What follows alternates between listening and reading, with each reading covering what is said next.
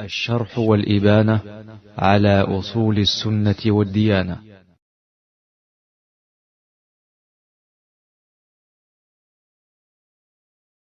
الحمد لله رب العالمين، والصلاة والسلام على رسول الله وعلى آله وأصحابه أجمعين. أما بعد, Assalamu alaikum wa rahmatullahi wa barakatuhu à ceux qui nous regardent. Aujourd'hui, alhamdulillah, on a un nouvel invité qui est bien connu de tous, Inch'Allah Azza wa Jal. Et ce n'est d'autre que le Cheikh Ismaïl Dalladi, Allah Azza wa Jal nous préserve. Donc, comme prévu, on va poser les questions au Cheikh, les questions prévues, connues. Et le Cheikh va apporter des réponses, Inch'Allah, par rapport à lui, par rapport à son cursus d'étudiant et par rapport à la da'wah, l'appel à Allah Azza wa Jal en général. Donc, Inch'Allah, nous aimerions accueillir le Cheikh sur ce programme et nous demandons à Allah Azza wa Jal de lui faciliter ses réponses. Et Inch'Allah Azza wa Jal, falyatafaddal mashkouran ma'joura.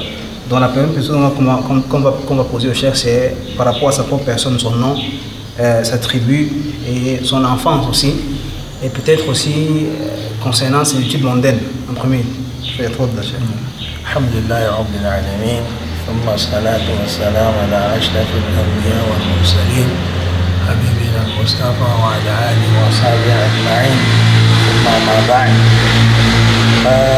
Le plaisir de mien d'être invité, n'est-ce pas, à votre émission.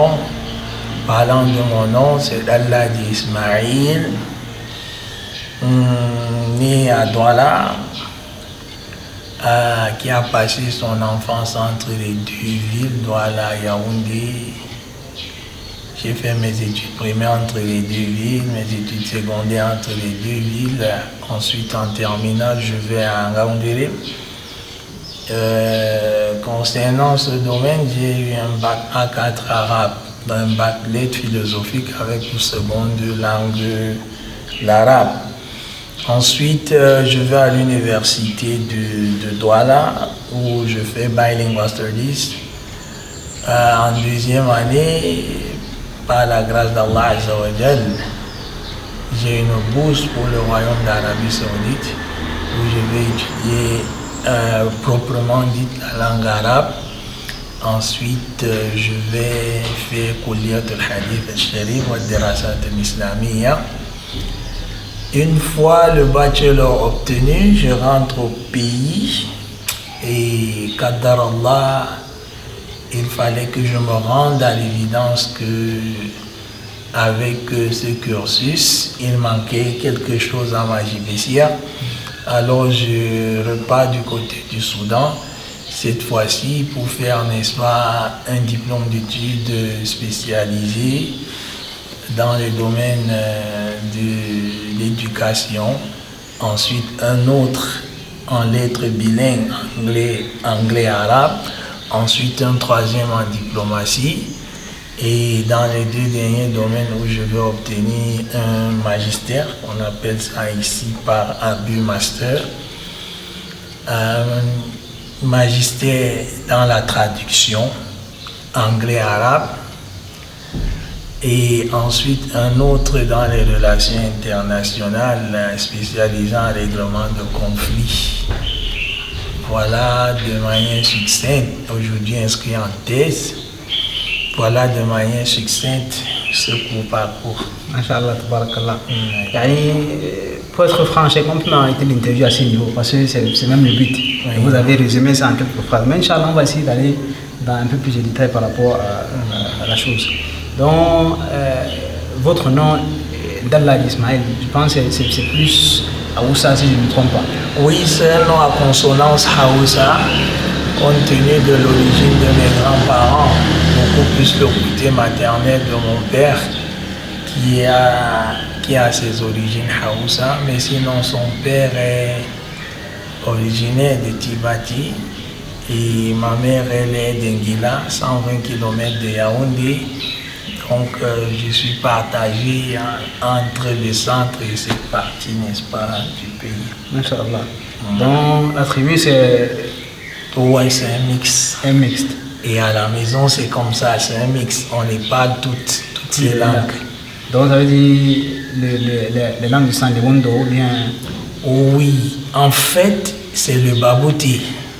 Mais après, à l'image du Cameroun, ma famille est à l'image du Cameroun, l'Afrique en miniature. Ma famille, c'est le Cameroun en miniature, avec 4 différents grands-parents. Ce qui fait que quand je me retrouve à Douala, je parle de Douala, je n'ai pas de soucis, les grands-parents.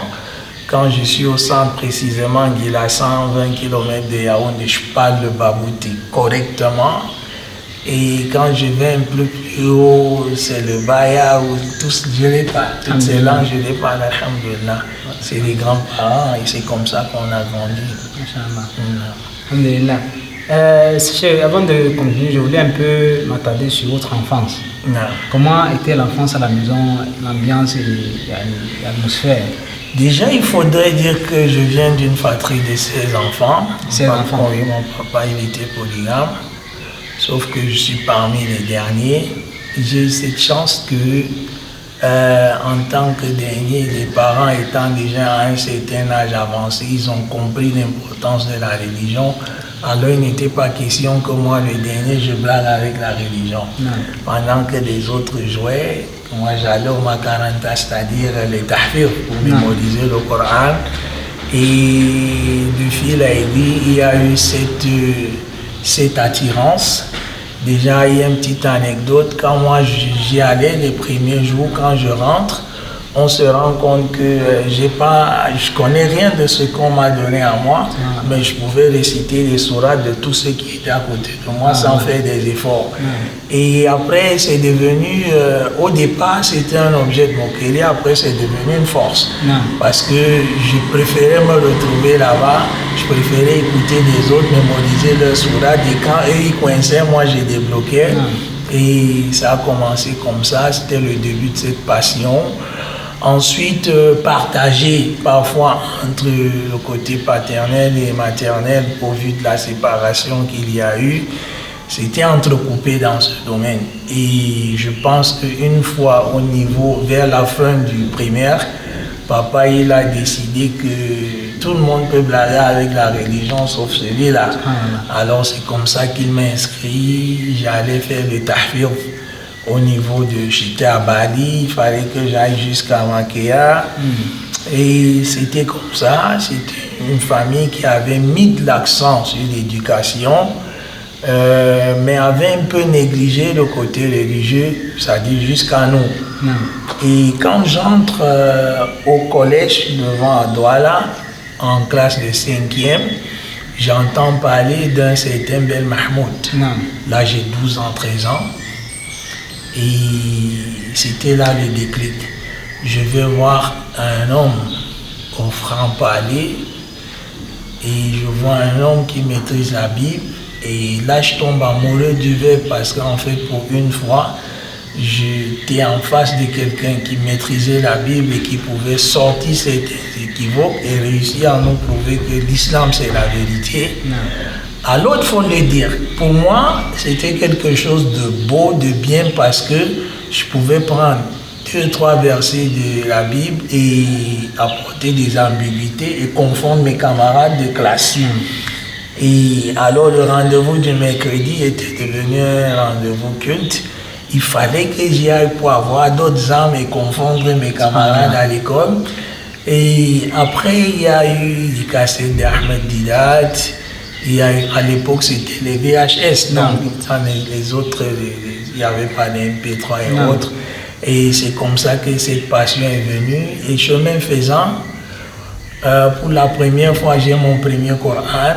Et il faut le dire, jusqu'en 93, 95, avoir un Coran qui était le vôtre n'était pas aisé. C'est les premières fois que les conteneurs arrivent. Alors j'avais la chance d'avoir un Coran qui était le mien. J'ai eu la chance de commencer à faire certaines bibliothèques à l'âge de 14 ans, 15 ans, 16 ans. Et le mouvement estudiantin à l'époque qui était Azmuk, après devenu Kamsou. Et ça m'a parlé, je retrouvais en fait pour la première fois, étant tout petit, j'apprenais qu'on n'est pas que musulman le vendredi. On est musulman tous les jours et que l'islam c'est un tout. Et c'était bien, c'est comme ça que j'ai commencé à grandir dans cette ambiance estudiantine et universitaire, bien que n'étant pas universitaire. Et la passion, elle a continué jusqu'à ce qu'Allah Azza wa Jal nous permette d'avoir le bac et d'aller étudier en Arabie. C'est comme si vous avez anticipé de ma question. Je voulais parler de vos débuts dans la recherche de la science, mais je pense que bon, la réponse a été donnée. Donc c'est dans le Cheikh Ben Mahmoud qui vous... L'étincelle vient de oui, l'étincelle vient de lui. Et comment est-ce que vous entendez parler du Cheikh Ben Mahmoud? En fait, j'entends parler du Cheikh Ben Mahmoud parce que j'ai mon entraîneur. Il faut le dire, à l'époque, je fais de l'athlétisme, je fais le demi-fond. Mon entraîneur, il remarque que cet enfant, il a quelque chose, et puis aussitôt je brûle les étapes pour finir plus tard parmi les meilleurs au Cameroun dans les disciplines de demi-fond. Il dit, écoutez, le sport c'est bien, mais avoir quelque chose dans la tête c'est meilleur. Alors il commence par me donner des livres, Minhaj al-Muslim, la voix du musulman, qui est en 3 tomes, et en français. Et je commence à les lire. Quand on fait un voyage, je me dis, écoute, les autres, il ne faut pas imiter les autres. Nous sommes des musulmans, nous sommes ordonnés. Quand les autres vont faire, toi tu lis. Alors c'était passionnant de lire l'éthique, de lire le credo, de lire et même le sport. Et je me dis, mais attends, voilà là où le déclic il part. Ensuite, il décide de réaménager notre programme d'entraînement parce que le mercredi était le jour où on profitait le plus parce qu'il n'y avait pas cours. À l'époque, c'était plein temps, matin et soir. Il réaménage pour nous permettre d'aller au club islamique. C'est donc lui, mon entraîneur d'athlétisme, qui me donne les livres la première fois. En fait, ça me sort de l'école, si vous me permettez, l'école Perroquet, parce qu'en fait, j'aimais cette mémorisation. Je disais Alhamdulillah Rabbil Alamin ainsi que tout le reste, mais je comprenais que dalle. J'aimais juste réciter. Mais ici, une autre dimension s'ajoutait. Je pouvais comprendre la religion. C'était passionnant de savoir toute cette jurisprudence et cette législation. Ensuite, je commence à aller au club islamique. C'est là-bas que j'apprends réellement le tajwid. C'est là-bas que la passion pour les versets, en fait, confondre mes camarades, qu'on leur fait comprendre qu'ils n'ont pas la vérité dans le christianisme.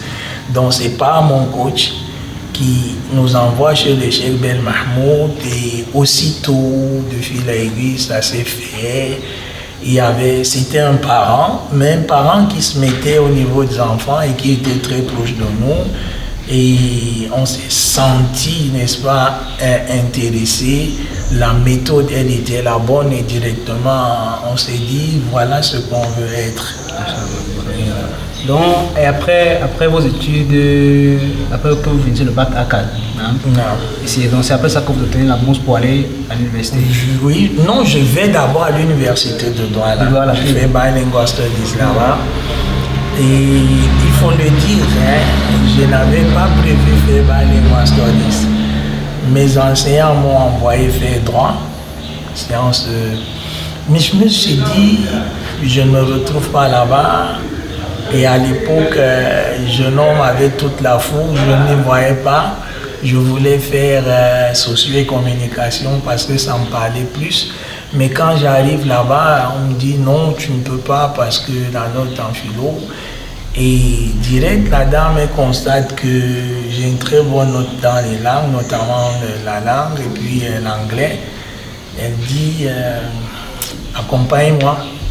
Je vais voir le doyen et c'est comme ça que, en fait, je l'accompagnais par l'examen d'entrée à Bilingual Studies était en train de passer. Je ne m'étais pas inscrit rien.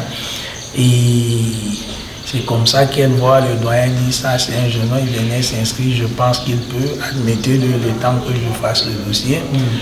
J'ai composé sans conviction et 2 mois après, je venais juste me balader en fac. Je trouve mon nom au Babia, il y avait 36 personnes.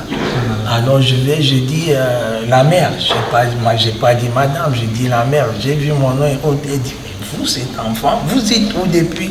Elle dit accompagne-moi. 2e fois, je ne sais pas ce qui se passe. Et directement, et directement, qu'est-ce qui se passe? J'entre, je dis, mais c'est lui qu'on appelle depuis. J'entre, on me dit de tirer une question, je ne savais pas que je passais à l'oral. Et alhamdulillah, j'ai passé et je me suis retrouvé à Bilingual Studies.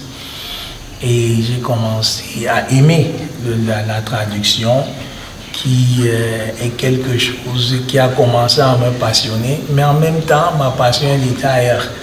Je rêvais de l'université de Médine, je rêvais de la faculté du Cheikh Albani, rahimahullah, rahmatan wasi'a.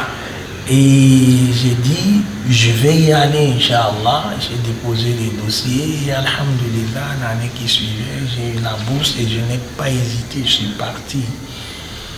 Non. Donc, vous ne faites même pas un an à Bilingual Studies alors? Si, je vais en deuxième année. Deuxième année.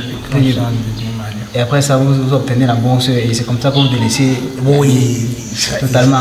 Il n'y avait pas la petite anecdote. J'ai une bourse pour l'université de Médine. Je sais ça, il était 10 h moins. Et à 11 h, on m'annonce que j'ai une bourse pour les États-Unis pour études. Alors je vous épargne les détails. Moi, c'était fait. Mon choix était Médine. Mais est-ce que ce qui était à côté de moi, c'était autre chose? Alors il y a une guerre de choix et on se disait, mais l'enfant là, il y a quelque chose. Avec les parents ou bien? Oui, avec mon tuteur de l'époque, mon grand, il ne comprenait pas ça comme ça. Tu vas faire quoi dans un désert où tu auras à peine 300-400 $? Sport et études te permet de revenir dans le sport et puis tu commences avec une bourse de plus d'1 million de francs. C'est quoi? Qu'est-ce qui ne va pas? Je dis, c'est Médine. Et je n'ai pas changé. Donc, ce qui vous pousse à vouloir aller étudier, c'est juste la soif de savoir plus. La soif de savoir, la soif de la langue arabe qui m'a passionné. La langue arabe qui pour moi était la langue de la religion. C'est pour ça que j'étais en premier en 4 allemand. Je me dis, mais attends, je fais quoi avec l'allemand là maintenant? Mais j'ai besoin de la langue arabe pour comprendre le Coran. C'est comme ça que je vais chez un aîné, Abou Bakr. En fait, il était occupé, mais j'allais chez lui très tôt le matin pour qu'il me donne une leçon de langue. Parfois, je viens avec 5 minutes de retard, il me brime un peu et autres. C'est comme ça que je passe le probatoire à 4 étant à la maison. D'ailleurs, il faut le dire. Ensuite, je m'inscris en terminale, on me dit, on te prend en terminale, mais on n'a pas la terminale à 4 arabe. Donc, tu vas te débrouiller pour l'arabe au quartier. Je dis, c'est pas un problème, je vais voir un tailleur qui a fait, je crois, le Soudan. Quand il est libre, je viens, il me donne un petit coup. Je veux que le coup aille vite, mais il n'a que 5 minutes à m'accorder. C'est comme ça que quand je viens, parfois, je le trouve, il est occupé, je dois attendre 2 heures pour qu'il me donne 2 minutes de cours, car là, les récompenses en bien. Et pour moi, il fallait que je comprenne cette langue. C'était une question de vie ou de mort, parce que je ne me sentais pas vivre sans cette langue. Et c'était plus fort que moi, pour moi c'était un appel divin. Je me suis dit, Médine se pointe, le reste vient après. Donc, et avec la popularité de l'université islamique de Médine, il y a plusieurs personnes souvent se retrouvent en train d'aller dans d'autres pays. Mais pourquoi vous avez choisi l'Arabie Saoudite et Médine spécifiquement? J'ai choisi l'Arabie Saoudite parce que déjà à l'époque, on lisait beaucoup de livres sur les salafs. Déjà à l'époque, on avait des échos de l'université de manière générale et spécifiquement la faculté de hadith. Et je vais vous dire une anecdote. Quand je vais là-bas, tout le monde me dit tu vas faire langue parce que tu es bon en anglais, tu es bon en français et tu as fait Bilingual Studies. Ajoute une 3e langue, c'est-à-dire tu fais faculté de langue arabe et après cela te sera meilleur. Et si tu fais théologie, ça ne va pas t'aider quand tu vas rentrer au Cameroun. Je pense que je dois leur dire qu'ils avaient tort parce que j'ai fait théologie. Aujourd'hui, je suis fonctionnaire en cours d'intégration à la fonction publique. Après un concours, je n'étais pas parmi les derniers. Donc, je n'ai pas regretté parce que j'étais convaincu que C'est cette faculté qu'il me fallait pour apprendre ma religion. Et après, j'étais aussi convaincu que j'aurais le temps d'apprendre un métier et pouvoir nourrir ma personne et ma famille par la grâce d'Allah. Donc Médine faisait rêver dans tous les sens. On a eu, c'est-à-dire une première promotion de certains étudiants qui sont rentrés. Ils nous ont donné les cours de miracle, c'est-à-dire de la science de l'héritage. Ils nous ont donné les prémices d'introduction sur le fiqh. Ils nous ont donné une partie du fiqh. Et la langue arabe, pour nous, c'était évident qu'il fallait qu'on soit comme eux, sinon meilleurs. Et en plus, ils étaient beaux. Dans le langage camerounais, on dit qu'ils étaient frais, élégants. Pour dire qu'ils étaient élégants, ils sentaient bon. On s'est dit, mais attends, il faudrait que demain on soit comme eux. C'est-à-dire que nous soyons élégants et qu'on puisse, n'est-ce pas, être, c'est-à-dire une tête bien faite. Tout ça, en fait, tout ce qui venait de Médine nous parlait et il fallait qu'on converge vers cela. Et au-delà de tout, c'est la vie du prophète. Celui qui ne rêve pas d'y aller, je pense qu'il y a un problème. Donc c'est cet ensemble de choses qui nous faisait rêver et on voulait être à Médine. Comment se passe, parce que de quitter du Cameroun pour arriver à Médine, c'est un changement total de milieu, d'atmosphère. Comment est-ce que vous percevez ces premières semaines, ces premiers jours? Je vais dire que partir du Cameroun. Non, je ne vais pas dire partir du Cameroun. J'ai dit du jour où on apprend que nous sommes boursiers jusqu'à... Du jour où nous apprenons que nous sommes boursiers jusqu'à ce que nous empruntions l'avion, c'est un parcours du combattant. Déjà à l'époque, il y a Internet, ce n'était pas comme aujourd'hui. Ensuite, il faudrait aller vers l'information. Il fallait très fort de caractère pour avoir l'information à l'ambassade où, je me souviens, nous avons été chassés comme des malheureux mendiants alors qu'on ne voulait que l'information. C'est après avoir insisté et on leur a fait comprendre qu'écoutez, nous ne sommes pas venus à votre ambassade pour mendier. Nous sommes venus ici parce que nous avons appris qu'il y a des bourses et qu'il y a certains étudiants qui l'ont eu. Alors, moi, on vient voir. Il me dit, tu t'appelles comment? Je donne mon nom, il dit non, il n'y a pas ça dans la liste. Et les autres, ils disent non, ils n'ont pas déposé. Voilà le premier choc. Après, je lui dis non, je n'irai pas de là sans voir la liste. J'ai quand même, je ne sais pas, est-ce qu'une liste d'examen, c'est quelque chose qu'on cache, qu'on voit? Alors, il y a eu élévation des droits, il a appelé les gardiens de nos sorties. Excusez-moi, c'est des anecdotes tristes, mais qui marquent. Alors, à la fin, il y a un autre monsieur qui sort, il pose la question, je lui explique, il dit, mais montre-lui la liste, il faut en 2 minutes, il faut le camp. Alors, il vient, il dépose la liste. Quand il dépose la liste, je vois mon nom dedans. C'est comme ça que je vais au studio de Chokor. Je lui dis, monsieur, vous avez perdu quoi à le faire? Voilà mon nom. Je dis, je fais comment? Il me dit, on va vous tenir au courant, donner juste votre numéro. C'était le début. Le début, on ne vous donne pas des informations. En moins 24, il faut faire des examens, il faut le passeport, il faut. À la fin, les bourses arrivent. On nous donne les visas. C'était un billet d'État. Calais n'existe plus. Il fallait maintenant aller voir des gens. Et je me rappelle à l'époque, on avait un parent, Chouaïb, de regretter mémoire, c'est lui qui prend celui. Il nous amène chez le directeur de la Camer pour expliquer le problème. Et le directeur de la Camer dit, je vais vous aider, je vais envoyer des lettres en Arabie. Il leur dit que le Cameroun est sorti du clairin. Est-ce qu'ils peuvent le faire avec l'Éthiopien? Beaucoup de tractations et à la fin, l'Arabie Saoudite envoie une lettre de désistement et demande aux Éthiopiens de nous prendre. Et c'est comme ça que pour la première fois, après une longue période, les étudiants pouvaient voyager, n'est-ce pas, de manière claire. Et je pense que les 10 années qui suivaient, on voyageait par Éthiopien. Alors on va, beaucoup de grands frères, qu'on voyait très propre, qui sentait bien, qui était frais. Chaque fois qu'on partait, il nous disait non, ne vous gênez pas, il y a tout.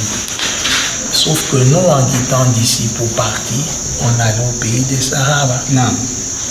Et quand on arrive, là, le premier choc. Les gens pensaient qu'on comprenait l'arabe, le ton et tout, c'est pas la même chose. On a un problème d'acclimatation, nous sommes désorientés. Ensuite, deuxième des choses, le climat. La canicule. Nous étions là au milieu de nulle part. Imaginez la suite. C'était difficile, mais alors difficile. Il fallait se réadapter. Il fallait un traducteur. Il y a des examens. C'était un ensemble de choses. Alors les premières semaines étaient difficiles, mais alhamdulillah, au fur et à mesure, on s'adaptait. Au fur et à mesure, on nous faisait comprendre que tout le monde passe par ce choc. Et il fallait revenir sur terre. Nous avons commencé dans un bâtiment, on était presque tous nouveaux. On a commencé en première année, on était à presque 5 ou 6 000. Je crois qu'on n'a pas fini 300. Parce que c'était difficile et c'est comme ça qu'il y avait des démissions et autres. Alhamdulillah, on a tenu et à la fin, par la grâce d'Allah, on a terminé. Mais c'était difficile. Il y avait, pour la première fois, on avait le mal du pays. On voulait rentrer. Sur le plan alimentaire, plan culturel et tout.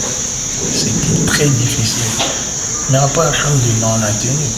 Donc, chef, on arrive concernant maintenant les difficultés rencontrées pendant ce séjour. On a parlé des premières semaines d'adaptation, etc.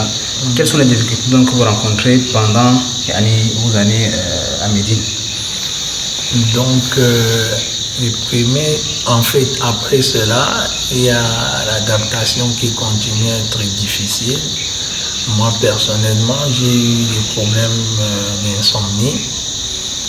Et ensuite, il y a eu le manque de connaissance du terrain et le manque de conseils et d'orientation des aînés.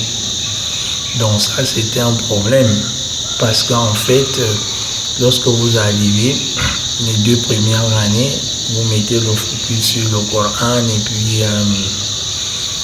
puis les matières que vous faites à l'Institut de langue. Et quand vous arrivez en fac, vous voyez vous buter parce que une fois en fac, quand vous êtes en langue, on vous parle, n'est-ce pas, l'arabe classique.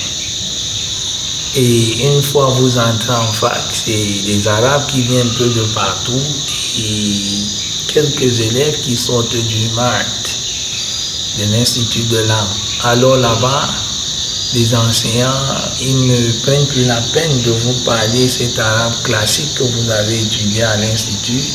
Ils vous parlent d'Aridian, ils vous parlent donc le broken Arabic et ça devient difficile. Moi, c'était une des difficultés que j'avais et à chaque fois, il fallait me plaindre, il fallait ramener des enseignants à l'autre. Et il y a eu cette barrière linguistique parce que je ne m'en sortais pas avec l'Aridian. Ensuite, l'autre problème, c'est que nous n'étions pas assez informés sur le système, c'est-à-dire méthode de validation des UV, est-ce que c'était la modulation ou bien c'était pas UV, malheureusement c'était pas UV. Nous n'étions pas vraiment, on nous a pas présenté les facultés comme il fallait.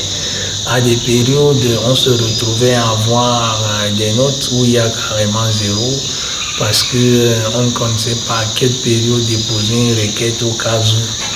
On a par exemple, on était à l'hôpital et autres, on vient, on dépose, on ne savait pas qu'il fallait suivre et tout ça c'était difficile. L'administration aussi était en pleine mutation parce que nous sommes allés à une période, il faut le dire, l'administration de l'université était en pleine mutation. On a eu d'abord le cheikh Aboud, après le cheikh Aboud, il y a eu Otla qui est venu changer un peu la manière dont l'administration était. Et il y avait beaucoup de barrières. C'était un peu compliqué.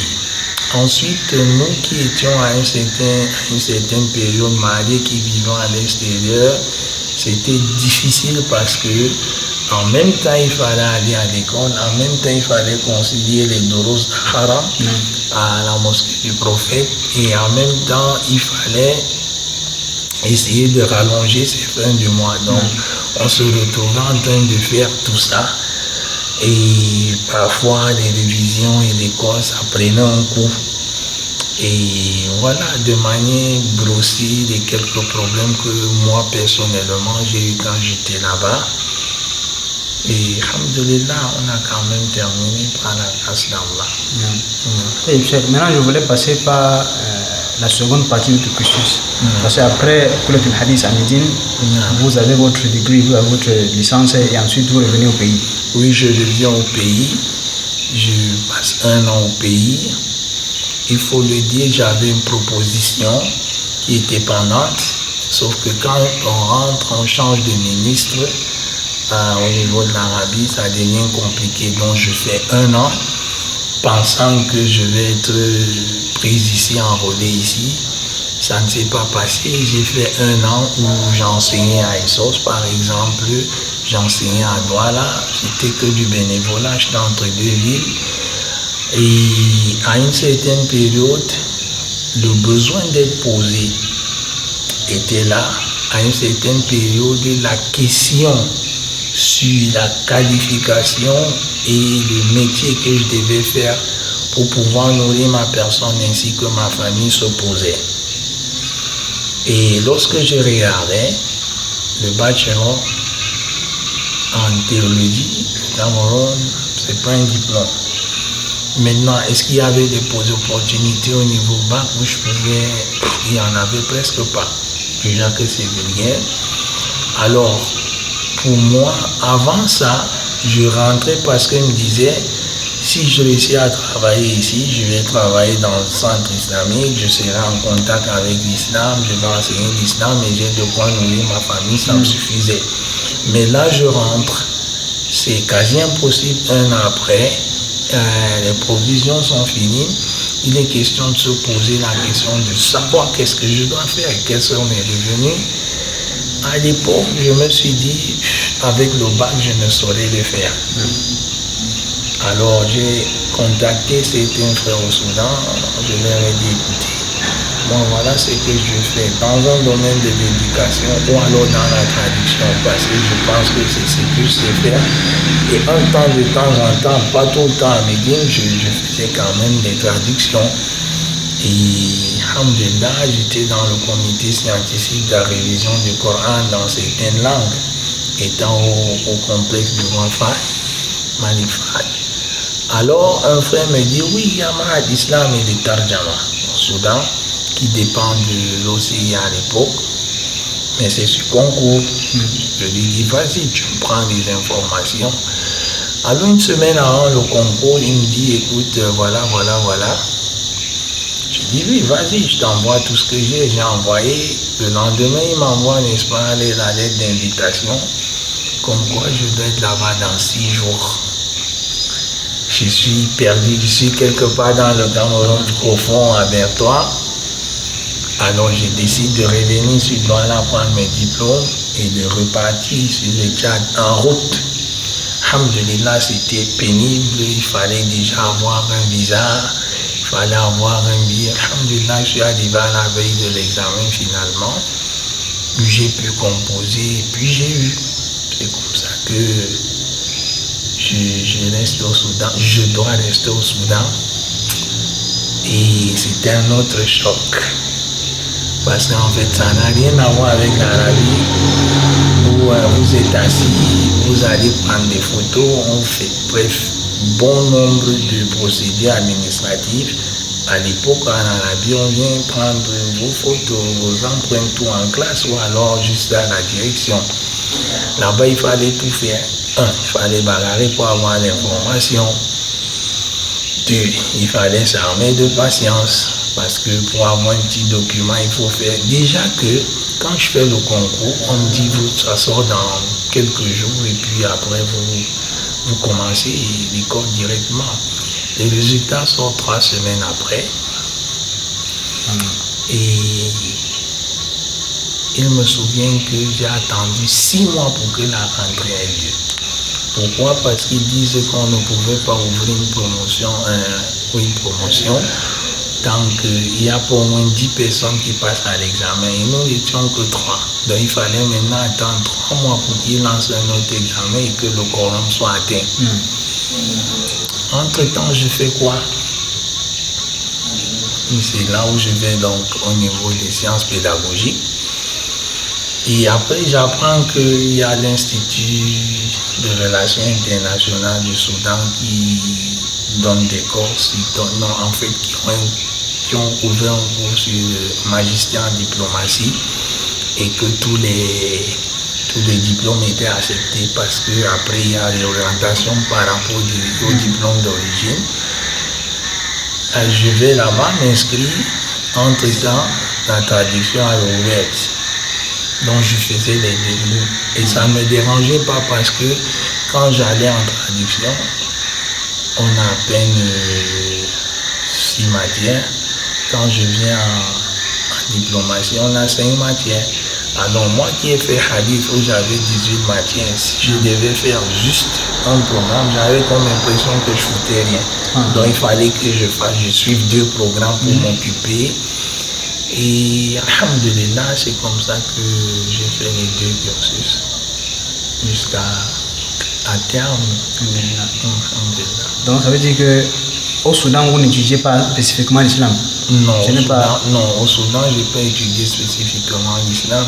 J'ai étudié la traduction et je me suis spécialisé à une certaine période dans la tradition religieuse. Et à la fin, il n'y avait pas quelqu'un qui pouvait être mon superviseur. Je suis devenu donc à la traduction linguistique. Oui, et j'ai fait aussi relations internationales. Et j'ai orienté maintenant l'apport, n'est-ce pas, des Dawouriyat comme ça, dans les lois, n'est-ce pas, des Qanoun al-Dawli, comme ils le disent, n'est-ce pas, le droit international en période de guerre. Qu'est-ce que l'islam peut apporter? En fait, je voulais apporter un plus, montrer que l'islam, en dehors, n'est-ce pas, du droit international en période de guerre, en dehors de cela, l'islam préserve ces 5 choses en tout lieu et en tout temps. Et que si, n'est-ce pas, les faiseurs de loi pouvaient s'intéresser à cela, ils auraient pu, n'est-ce pas, faire évoluer les choses dans la loi qui est la leur, qui a beaucoup de manquements. C'était un peu ce que j'ai étudié là-bas avant de rentrer. Oui, donc je veux revenir un peu sur l'époque ou bien la période de Médine et parler un peu des enseignants que vous avez eus, que ce soit au Ma'had ou bien à la mosquée les cours des savants que vous suivez, etc. Alhamdulillah, nous avons eu la chance à notre époque. Au Ma'had, on a eu des enseignants comme Ar-Rajahi, le Cheikh Ar-Rajahi, qui est connu dans le Aqidah. On a eu un autre Ar-Rajahi, le grammairien, Johani, le Cheikh Al-Johani, et on a eu le Cheikh Al-Adam, Moussa Al-Adam, le fils du Cheikh Adam, qui est originaire du Cameroun. Le grand Cheikh qui avait la chair à Masjid al-Nabawi, il m'a beaucoup marqué. Quand nous étions en première année, c'est-à-dire que en première année, vous avez Mumtaz, on vous donne des livres. En première année de faculté? Non, en maths. Okay. On vous donne des cadeaux. Alors je viens prendre le cadeau un jour, il me regarde et me dit, ya Camerouni, Wallahi tastahiq akthar min dhalik, istahi min Allah. Il me dit, tu es à 92, en fait j'étais à 92%, je pense, il y avait 97, il me dit, mais non, tu vaux mieux que cela.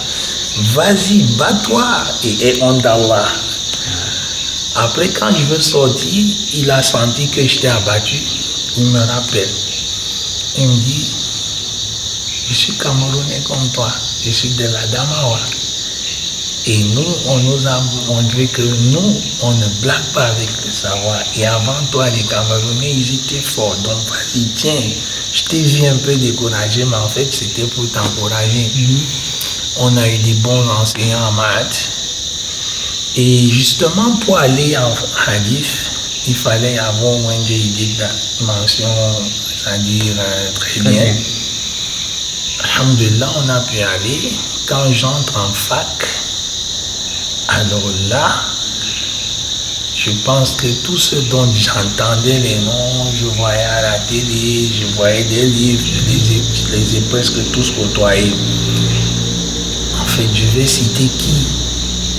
Je vais citer le Cheikh Mohammed Al-Madkhali, qui m'a enseigné pendant presque 3 ans. Je vais citer le Cheikh Abdelrazak Abbad, qui m'a enseigné en faculté pendant presque 3 ans, mais sinon j'ai suivi ses cours pendant une 5aine d'années.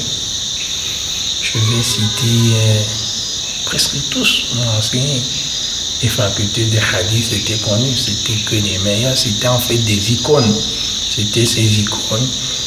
Le Cheikh Abdallah Bukhari, qui était un très bon enseignant, un très bon éducateur et surtout un ami, parce qu'en fait à la fin c'était un ami, il vous voyait n'importe où il s'arrêtait.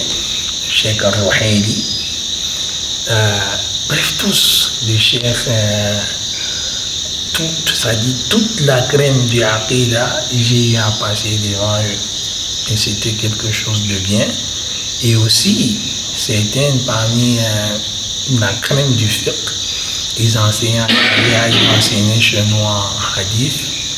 Et on faisait aussi les halaqat avec eux, à l'extérieur. Donc quand ils avaient des cours dans les mosquées, on les suivait. Tous m'ont marqué. Je ne peux pas tous les citer.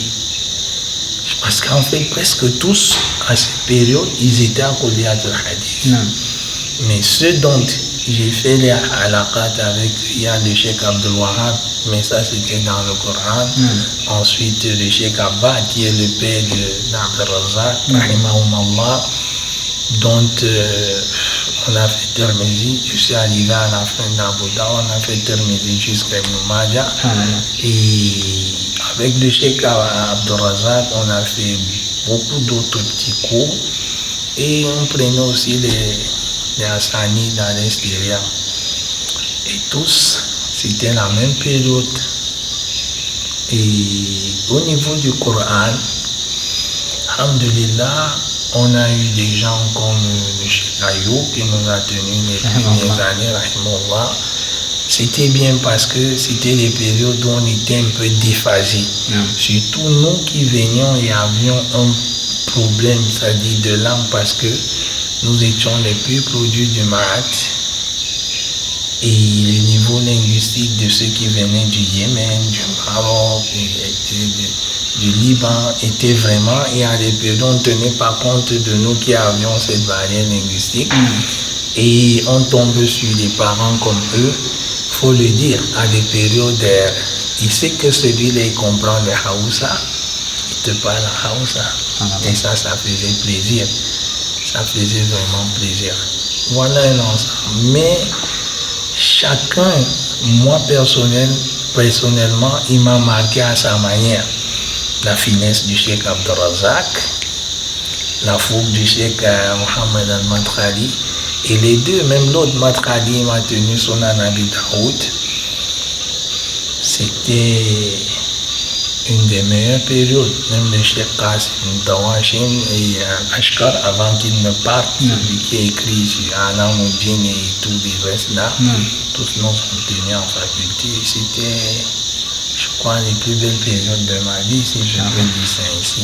Je garde de très beaux souvenirs de ces enseignants qui ont su, n'est-ce pas, nous transmettre quand même ce savoir qui reste très cher à mes yeux et qui façonne nos vies tous les jours. qu'Allah les récompense en bien. Peut-être ce sera vraiment difficile pour vous vraiment de parler de l'enseignant qui vous a le plus marqué, mais on va quand même poser cette question. Et par rapport à tous ces enseignants-là, bien qu'ils vous ont, comme vous l'avez dit, ils vous ont marqué. Vous voyez le Cheikh Abad, vous connaissez qui lit en bas là? C'est lui qui dit Kori Roucheidan. Il m'a enseigné en dernière année. Et Roucheidan est professeur. Alors, je vous parle de qui? Du Cheikh Abad, pour moi, qui est un aya, parce que c'est un livre qui marche sur 2 pieds. Ou Roucheidan qui nous faisait mémoriser 1000 noms et autres. C'est phénoménal. Ou le Cheikh Abdurrazak, qui était d'une finesse en paix, qui n'ouvre pas beaucoup sa bouche. Donc, mais les parents sortent. Durant toute cette période, aucun de ces livres n'a été publié sans que nous, ces élèves, nous ayons une copie gratuitement. Des anecdotes, il y en a. Une fois, on a voulu le confondre à son père. Il dit, mais si quelqu'un de la trempe du Cheikh Abad dit quelque chose, qui sommes-nous, n'est-ce pas, pour pouvoir le refuser? Ça m'a beaucoup marqué, parce qu'il n'est pas des moindres, il est au stage docteur. Et une fois, une anecdote, nous sommes en classe, il dit, il y a Yohannaï, et il n'était pas endormi, ou toi le dormir, il n'était pas endormi. Après, il dit, Naïm Amsaïm. Et il s'est rappelé d'une anecdote, je pense, et Bukhari au Muslim, j'ai pris très, il dit, effectivement, Imam Malik, je pense, il a traité quelqu'un comme ça. Et quand il s'est rendu compte qu'effectivement ce n'était pas ça avec son élève, il lui a offert un cadeau pour demander des excuses par rapport à cela. Figurez-vous que le lendemain, il est arrivé avec un sac de livres, mais parmi les livres les plus chers, pour donner à cet étudiant et demander pardon. Ça, c'était quelque chose d'extraordinaire. Donc, il y a lui, le Cheikh Mohamed Matrali, il vous donne la chair de poule. Il faisait du cours sans rien. Et quand il commençait à sortir, tu avais comme impression que c'était le wahi. On a fait des cours avec ce genre de personnes qui n'ont jamais pris un livre pour lire. Donc, vous lisez et puis ça coule. Avec en tête de Cheikh Abad, vous lisez du livre et lui vous corrige le livre à partir de sa tête. Pour moi, c'est extraordinaire, c'est des choses qu'on ne retrouve pas partout.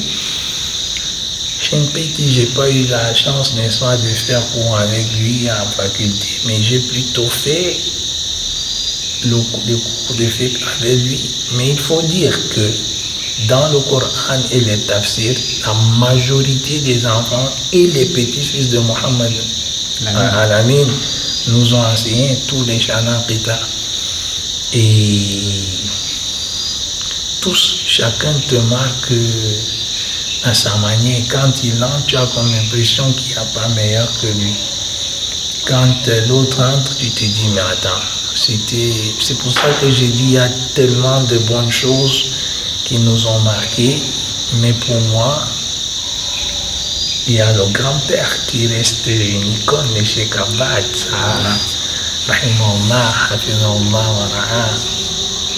il y a le Cheikh Abad, il y a le Cheikh Mohamed Matrali, qui un jour, il m'a trouvé, je dormais sur un livre, en fait j'étais fatigué, et je ne pouvais pas dormir sur la table, j'ai pris un livre, j'ai déposé comme coussin et autres, mais il m'a cogné ce monsieur. Et après, quand il me cogne, je me lève, il a sorti des abiyats juste sur le ihtiram de Ismallah et le fait, n'est-ce pas, de ne pas. C'est-à-dire que c'est un manque de respect vis-à-vis des noms d'Allah qui peuvent être dans ce livre que de prendre cela comme coussin. J'ai honte, parce qu'en fait, c'était une bonne dizaine de minutes. Il n'a pas prévu cela, mais ça sortait. Et à des périodes, on le quittait parce qu'on créait un petit masala et puis après on discute. On savait que ça va sortir. Et à des périodes, On allait fouiller les moutons parmi les plus anciens rares et on venait, on prend 2-3 paroles. On savait qu'il aimait cela. Alors vous commencez le premier vers le deuxième vers vous taisez, tac, il continue. Et quand il finit, vous dites Hafidnaha wa nahnu abna saba. Finalement, Hafidnaha est un mot qui était trop beau pour nous parce qu'en fait, à la fin, ce n'est même pas qu'il ait mémorisé qui nous intéressait, c'est qu'il nous donnait l'année à laquelle il a mémorisé chacun de ses moutons et parfois c'était quand il avait moins de 7 ans. Et ça, c'était formidable. C'est le carrédial. Subhanallah. Donc, après votre cursus à l'université, vous revenez au pays. Et pendant cette période, les 1 an que vous faites avant de rentrer au Soudan, comment est le retour à la réalité, entre guillemets? Ça, c'est un vrai retour à la réalité parce que je ne m'étais jamais accommodé. Vous savez, quand vous venez, vous faites 9 ans. Vous venez, vous repartez, vous venez, vous repartez, vous faites 3 mois, vous vous dites que non, je maîtrise, je connais bien les terrains. Mais quand vous rentrez pour 1 an, vous vous rendez compte que non, en fait, c'est un mirage. C'est un mirage, c'est pas vrai. Il faut se réadapter. Il faut essayer de comprendre. 2-3 mois sont passés, tu n'as rien compris parce que tu es entre 2 voitures et autres. Et après, tes proches te disent attention, ça devient difficile. On est rentré avec la famille. Il faut penser à la réadaptation et le job qui tarde à venir. Et à une période, on se retrouve étranglé.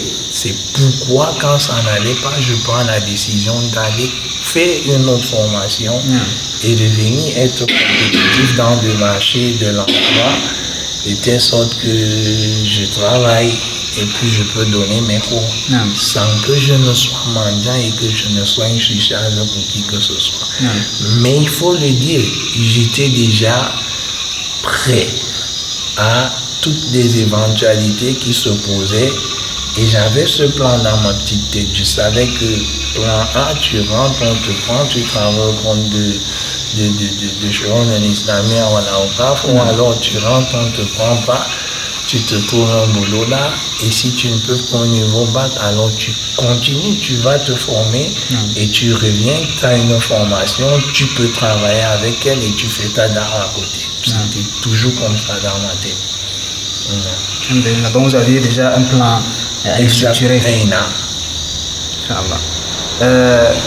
Donc, est-ce que vous pouvez un peu entrer dans quelques difficultés et nous retrouver dans le pays avec un peu de détail? Déjà, quand on rentre dans le pays en tant qu'étudiant, il y a des clichés. La première difficulté, c'est des clichés. C'est-à-dire que vous sortez du pays où il y a le pétrole. Par conséquent, vous avez des pétrodollars. Vous rentrez d'un pays où il y a un certain standard parce qu'on est habitué à vous voir un certain standard durant votre cursus. Et déjà ça, il y a les clichés. Deuxièmement, l'autre difficulté qu'on a généralement, c'est qu'on n'est pas préparé à l'après. Troisième des choses, c'est le fait qu'on soit déconnecté de la réalité. Parce qu'en fait, on peut penser que 6 ans, 8 ans, ce n'est rien. Mais en 6 ans, 8 ans, beaucoup de choses changent. Et on ne se rend pas compte.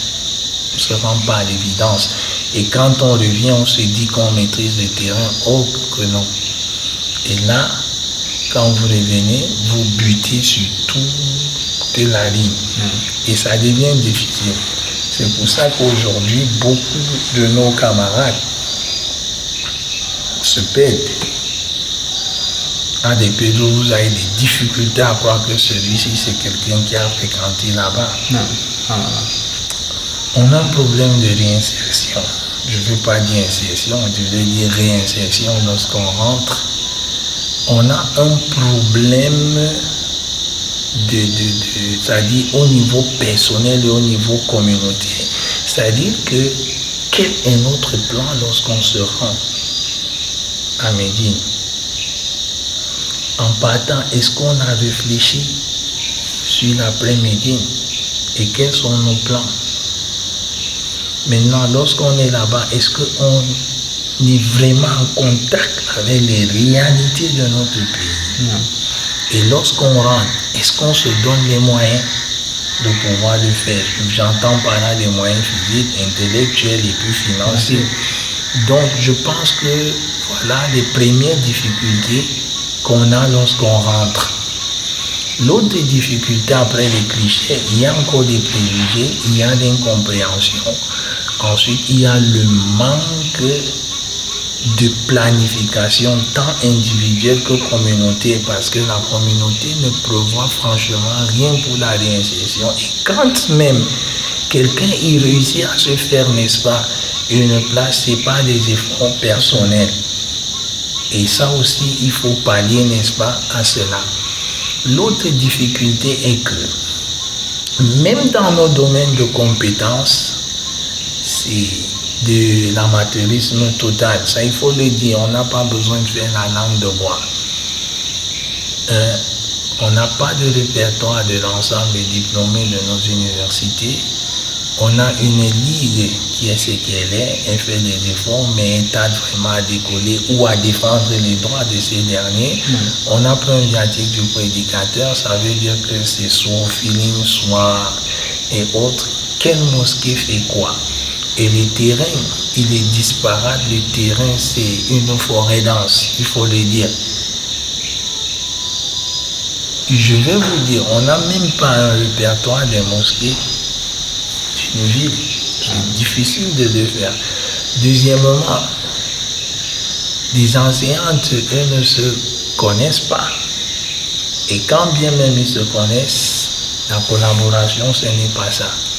Et après, il y a d'autres luttes internes. Il y a d'autres luttes internes qui rendent l'avancée de la da'wah vraiment difficile au Cameroun. À des périodes, c'est des guerres de leadership aussi. Tout ça, il faut le dire, c'est des difficultés qui minent, n'est-ce pas, notre société et font qu'on a de la peine à pouvoir décoller. Maintenant, est-ce que je vais parler aussi le pouvoir d'achat? Peut-être. Peut-être. Mais moi, comme j'aime à dire, certains économistes l'ont dit, al-fashal fil takhtit, takhtitul fashal. C'est-à-dire que l'échec dans la planification est la planification de l'échec. Bon, et après, on vous rappelle que le fait de partir à Médine est un choix personnel. Ouais. C'est pour rentrer faire quoi? La question se pose. Et aujourd'hui, même quand on va à Médine, l'orientation est sur quelle base? Parce que nous, on connaît la trilogie si on peut parler ça ainsi dans l'orientation. Il y a d'abord les aptitudes de l'apprenant. Ensuite, il y a la volonté de l'apprenant, l'amour de la chose qu'il veut, qu'est-ce qu'il a comme plan. Et après, il y a le besoin sociétal. Même entre nous, il y a ce problème. Aujourd'hui, il y a certains qui savent qu'ils doivent aller étudier. Je prends mon cas. Moi, quand je parle, tout le monde me dit va faire l'ORA, va faire là, parce qu'ils voient mon background et ils se disent que après avoir fait l'ORA, ça peut me donner du travail. Mais moi, je sais personnellement que en faisant hadith, j'aurai le LORA et la religion, mais je peux aller faire le LORA et après, ça ne donne pas. Et moi, j'avais besoin personnellement d'avoir ce savoir. Et j'avais ce rêve d'être dans la faculté du Cheikh Albani. Rahimahullah, rahmatan wasi'a. Alors je pouvais joindre le tout et puis je suis allé en hadith et je ne regrette pas. Sauf que je savais que quand je vais rentrer, la réalité va me rattraper. Très bien, Cheikh. Pour passer au prochain volet de notre interview, j'aimerais que vous présentiez un peu vos activités aujourd'hui. Qu'est-ce que vous faites concrètement concernant la vie séculaire ou la vie religieuse d'après Allah Azza wa Jal? Dans la vie religieuse aujourd'hui, j'ai certaines activités stables, en ce sens que j'enseigne à Madrasa Tonor sans publicité et je donne cours dans beaucoup d'autres mosquées, notamment ici à Yaoundé, parmi lesquelles 7 mosquées. Ensuite, de l'autre côté, il y a Polytone et je fais le khoutab. Je fais le khoutab tous les vendredis. Je permute entre les mosquées. Je fais certaines émissions radio, parfois dans la ville, parfois à l'Ouda, en direct. Et je donne certaines conférences et puis certains séminaires à des périodes. Voilà l'ensemble des programmes que j'ai. Mais sinon, de manière permanente, le programme de formation que je tiens de fond en comble, il est celui des SOS, où j'enseigne les femmes en matinée et les hommes en soirée, le dimanche et le samedi. Voilà de manière assez simpliste ce que je fais dans le domaine, n'est-ce pas, de la prédication. Quant au domaine séculier, comment je vais formuler ça? Déjà, je suis à la fonction publique, je suis traducteur principal en cours d'intégration depuis bientôt 1 an, 4 mois, 1 an et demi. Donc je traduis et généralement je suis French A, donc je traduis de l'anglais vers le français et ailleurs je traduis principalement de l'arabe vers le français le plus souvent et de l'anglais vers le français et je suis consultant dans des études stratégiques et dans d'autres domaines à mes heures perdues dans certains endroits. Voilà ce que je fais tous les jours. J'aimerais terminer cette interview avec une doléance qui est un conseil. Un conseil envers ceux-là qui, comme avant vous, ont voulu aller étudier, ont eu l'engouement et l'amour de la science et de l'apprentissage. À ceux-là qui veulent étudier, quel est votre conseil? Et aussi à ceux-là qui ont déjà pris le chemin, qui sont déjà, que ce soit en Arabie Saoudite, que ce soit au Soudan, que ce soit en Égypte, que ce soit partout où ils se trouvent, que ce soit même ici au Cameroun, qui sont en train d'étudier, quel est votre conseil pour ceux-là et pour ceux-là qui sont sur le chemin du retour? Et aussi un quatrième volet pour ceux-là qui sont sur le terrain. Donc je disais, ceux qui veulent aller étudier, ceux qui sont dans les études, qui ont déjà voyagé, qui sont en train qui sont sur le chemin, ceux-là qui sont sur le chemin de retour, qu'est-ce qu'ils attendent? Et ceux-là qui sont déjà sur le terrain, comment est-ce que devrait fonctionner d'après votre expérience? D'après mon expérience, je voudrais déjà dire à ceux qui sont ici et qui voudraient aller étudier, d'être sincères, à l'ikhlas, et de savoir que c'est la première des choses et de ne pas oublier que les 3 premières catégories des gens qui vont entrer en enfer, ce sera celui qui est mort dans le sentier d'Allah, ce sera le savant, l'imam et ensuite ce sera le riche généreux. Pourquoi? Parce qu'il y a cet ingrédient qui manque, la sincérité pour Allah. On ne va pas étudier là-bas simplement parce que c'est beau, même si nous à une période, on voulait le savoir et puis en plus il y avait ce prestige et de commencer déjà ici avant de partir. Parce que quand vous regardez les sciences des hadiths, les savants disent qu'il faut d'abord prendre chez ceux qui sont ici avant de partir. On ne pouvait pas être ici, on fait des cours dans certaines mosquées, ne serait-ce que le tafsir de la Fatiha. Vous n'avez pas pris tout ce qu'il y a ici parce que vous rêvez aller prendre là-bas. Déjà ici, on ne vous connaît même pas comme quelqu'un qui fait les ijtihad dans le talab al-ilm. Voilà ce que moi je peux conseiller aux gens, de vraiment être sincère, se remettre à Allah et aussi ne pas oublier qu'aller à Médine ou aller étudier, c'est un choix. Alors on demande à Allah Azzawajal de faire qu'on soit, n'est-ce pas, parmi ses élus. Voilà ce que je peux dire de manière assez simple. Soyez sincères, commencez déjà à étudier ici et placez votre confiance en Allah. Parce que l'expérience a montré que ceux qui étudiaient déjà ici, ils s'en sortent mieux lorsqu'une fois ils sont sur le terrain, que ce soit au Soudan ou ailleurs. Ensuite, ceux qui sont déjà là-bas, il faudrait qu'ils se rappellent n'est-ce pas, l'importance de ce savoir, qu'ils se rappellent du prestige de ce savoir, qu'ils se rappellent pourquoi ils y allaient.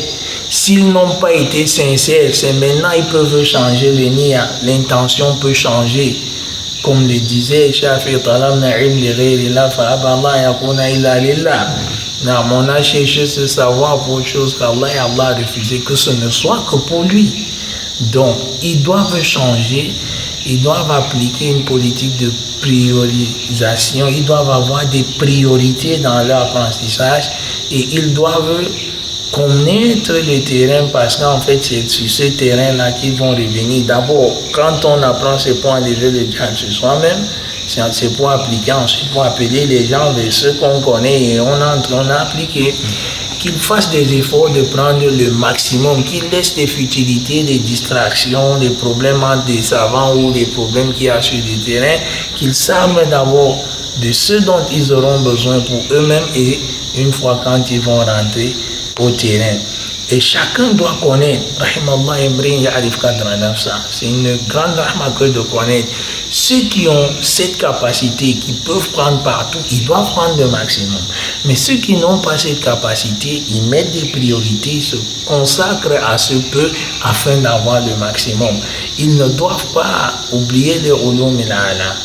Parce qu'en fait, c'est très important aussi une fois rentré ici. C'est vrai qu'il y a ce qu'on appelle la spécialité, mais après, quand vous rentrez ici, on ne va pas dire Cheikh Nouroudine viens nous faire, comme tu as fait l'eau, on a un problème là, ou non. Quand on vient chez Nouroudine, il vient de là-bas, problème sur les haies, problème sur le talaq, problème sur la salah. Ensuite, si vous n'êtes pas assis, vous voyez que vous ne pourrez pas. Voilà ce que je peux donner, n'est-ce pas, comme conseil à ceux qui sont là-bas. Ensuite, de ne pas perdre de vue qu'ils vont rentrer. Les réalités là-bas, c'est une chose, les réalités ici, c'est autre chose. Il faudrait que quelqu'un ait déjà un plan, qu'il sache comment ça se passe au pays et qu'il mette des programmes selon la zone dans laquelle il se trouve. Parce qu'à chaque zone du Cameroun, une réalité qui lui est propre. La réalité au Nord-Cameroun n'est pas la même qu'ici. Encore que là-bas, il peut avoir les khala, oui, les ma'ahid, les ceci, les ceux-là. Quand vous rentrez, vous pouvez enseigner là-bas sans que ça ne gêne quoi que ce soit. Mais est-ce que c'est la même chose à Douala et à Yaoundé?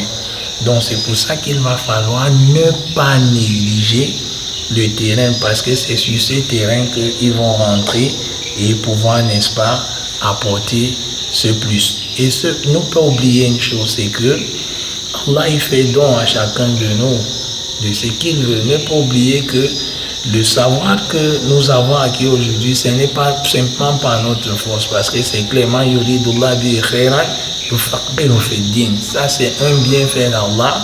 Ils doivent être humbles. Ils doivent faire des efforts d'être humbles. Et ils ne doivent pas oublier que l'indépendance financière, c'est un ingrédient qu'il ne faut pas blaguer avec. Sinon, après, quand vous êtes à la merci des bailleurs de fonds, des financeurs, je vous assure, c'est mort. Il y a du sauf là. Il faudrait qu'ils fassent des efforts d'être spécialisés dans un domaine. Au cas où ils ne peuvent pas rentrer, être directement enseignants et avoir un salaire ou une activité qui leur permet de se nourrir, de nourrir leur famille. Il y a des endroits où ça se fait déjà, l'extrêmement et autres, on vous prend direct, mais il y a des zones comme chez nous ici, dans le Grand Sud, où c'est compliqué, vous voyez. Donc voilà le conseil que je peux donner à ceux qui sont en train de rentrer. Quant à ceux qui sont ici, sur le terrain, moi je vais les dire, craignez Allah.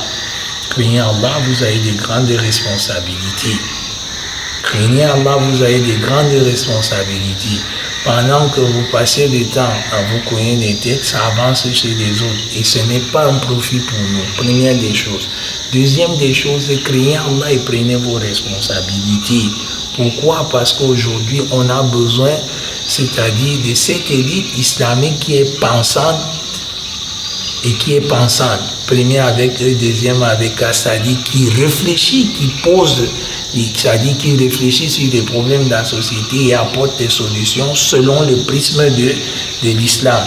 Il y a des domaines où on doit se sentir interpellé par la société, le pays dans lequel on est, et on se pose la question de savoir comment je vais servir ma communauté.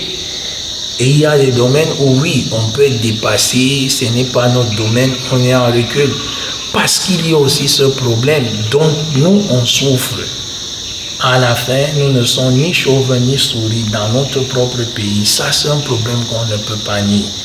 Alors, il faudrait qu'on fasse des efforts dans ce domaine et qu'on réfléchisse sur comment est-ce que le musulman va être représenté et représentatif.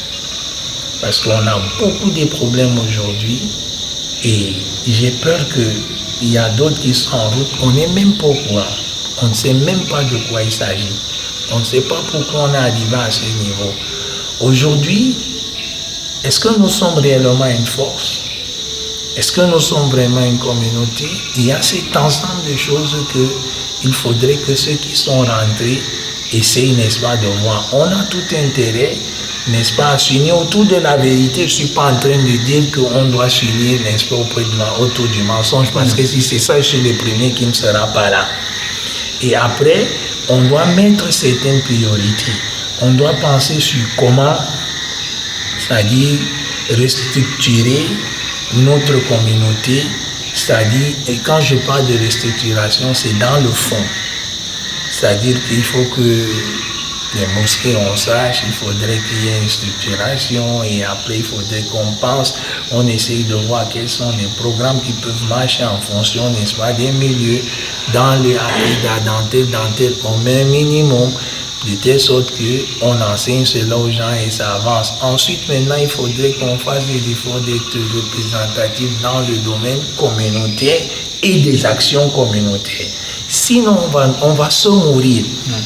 On a un problème aujourd'hui. Il faut que nos enfants soient éduqués. Je dis dans les deux domaines. Mais regardez combien d'écoles nous avons qui vont enseigner le français, l'anglais, l'arabe, très peu. Ensuite, combien d'écoles nous avons pour pouvoir mettre certains modules de l'islam pour que nos enfants puissent commencer à bas âge? Très peu. Il y en a déjà, alhamdulillah, mais très peu. Est-ce un manque de vision? Est-ce un manque de moyens? Tout cet ensemble des choses, on devra, n'est-ce pas? Il faudrait que ceux qui sont sur le terrain essaient de résoudre cela. Même le domaine sanitaire, il se pose ce problème parce qu'on se soigne. Je ne vais pas vous dire certaines choses qui me sont arrivées où je paye mon argent et quand on se rend compte que mon épouse elle est musulmane et autres, ça change un peu. Ou alors on estime que je n'ai pas le droit de venir réclamer quoi que ce soit. Bref, il y a cet ensemble de choses qui stigmatisent la société musulmane et qui est la responsabilité de ceux qui ont étudié et ceux qui sont restés sur le terrain. Bref, c'est un ensemble de choses et je pense qu'on a déjà commencé à mener une certaine réflexion là-dessus.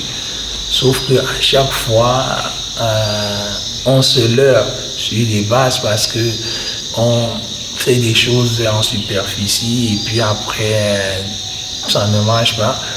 Mais j'ai espoir que la jeunesse musulmane d'aujourd'hui, j'ai espoir que les jeunes diplômés des universités arabes aujourd'hui, ils sont assez conscients de la tâche qui est la leur et ils font des efforts d'enseigner leur communauté, ce qui est déjà leur devoir.